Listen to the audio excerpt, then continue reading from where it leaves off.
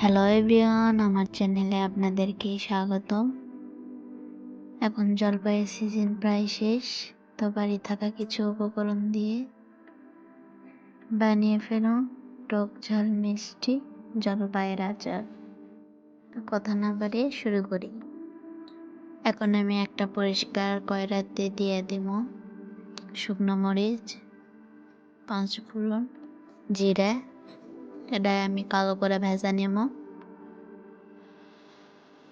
এখন আমি পরিষ্কার কড়াইতে দিয়ে দেব সরষের তেল।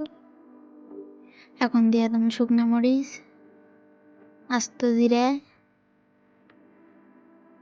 আমি ভালো করে লাড়া নেব। এটি আমি জলপাই ধুয়ে নিয়েছি, আপনারা ভালো করে ধুয়ে নেবেন। এখন আমি ধোয়া জলপাইগুলো দিয়ে দেবো। এই জলপাইগুলো আমি তেল ছাড়া দিয়ে কিছুক্ষণ আমি ভেজে নেব। এখন আমি চুন্নি দিয়ে ভালো করে লাড়া নেব।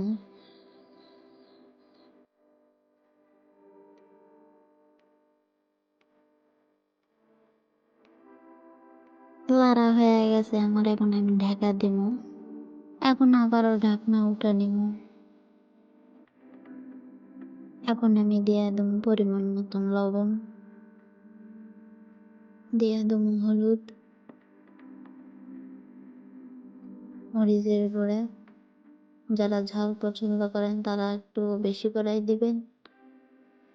এখন আমি আবারও ভালো করে নেড়ে নেব। এখন দিয়ে দেবো চিনি। আমি এটি 2 কাপের মতন চিনি দিছি।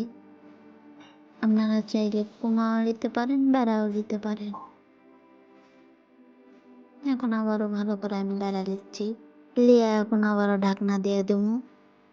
কিছুক্ষণ পরে আবার তুলে দিয়ে দেবো সাদা ফল, অল্প কয়টা দারচিনি। এখন আবারও ঢাকা দেব, দিয়ে এটি আমি ভেজে রাখা মশলাগুলো গুঁড়া করে নেব। আপনারা চাইলে ব্লেন্ডারেও গুঁড়া করে নিতে পারেন। আমার ব্লেন্ডার নাই, তাই আমি এখানে গুঁড়ো করে নিচ্ছি। এখন এটা আমার গুঁড়া করা হয়ে গেছে, সাইড করে দিয়ে দেবো। এখন জলপাইগুলো আমি ভেঙে দেবো, এভাবে চুন্নি দিয়ে ভেঙে দেবো। আপনারাও ভেঙে দিবেন, তাহলে এই আচারটা অনেক ভালো লাগে খেতে। এখন আমার ভেঙে লওয়া হয়ে গেছে। এখন দিয়ে দেবো ভিনেগার।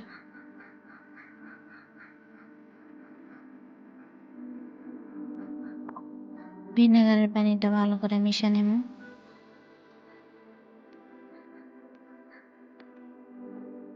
আমার গুঁড়ো করে রাখা মশলাগুলো এখন আমি এর মধ্যে দিয়ে দিব।